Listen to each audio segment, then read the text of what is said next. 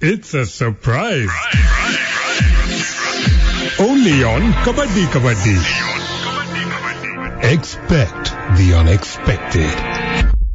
വിഷ്ണു, ഇത് ചെറിയൊരു സർപ്രൈസ് ആണ്. വളരെ ചെറിയൊരു സർപ്രൈസ് ആണ്. ഞാൻ സാധാരണ ഒരു ഇംഗ്ലീഷ് പേര് പറയും, അത് ആരുടെ ഇംഗ്ലീഷ് പേരാണെന്ന് പറയണം, എന്ത് സാധനമാണെന്ന്. സാർഡൈൻ എന്ന് പറഞ്ഞാൽ എന്താണ്? Sardine, SARDINE, sardine.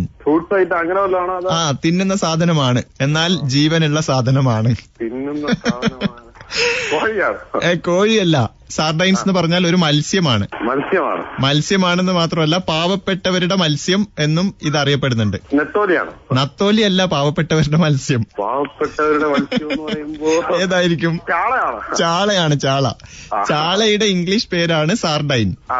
പിന്നെ വേറൊരു പ്രധാനപ്പെട്ട കാര്യമുണ്ട്, അത് ഞാൻ കോള് വെച്ചതിന് ശേഷം പറയാം. ഓക്കെ, അപ്പൊ താങ്ക് യു. എന്തായാലും വിഷ്ണു വിളിച്ചതിൽ വളരെ സന്തോഷമുണ്ടേ. അതെന്താ ഒരു സന്തോഷം ഇല്ലാത്തെ ഇങ്ങോട്ട്? ഓക്കെ, അപ്പൊ ബൈ. പിന്നെ ഞാൻ പറയാൻ ബാക്കി വെച്ച കാര്യം എന്താണെന്നറിയോ? സാർഡൈൻസ് എന്ന് പറഞ്ഞാൽ മത്തി. ഇന്ന് അമേരിക്കയിൽ നാഷണൽ സാർഡൈൻസ് ഡേ ആണ്. അവിടുത്തെ മത്തി ദിവസമാണ്, ചാള ദിവസമാണ് ഇന്ന്. അതാണ് ഞാൻ ബാക്കി വെച്ച കാര്യം.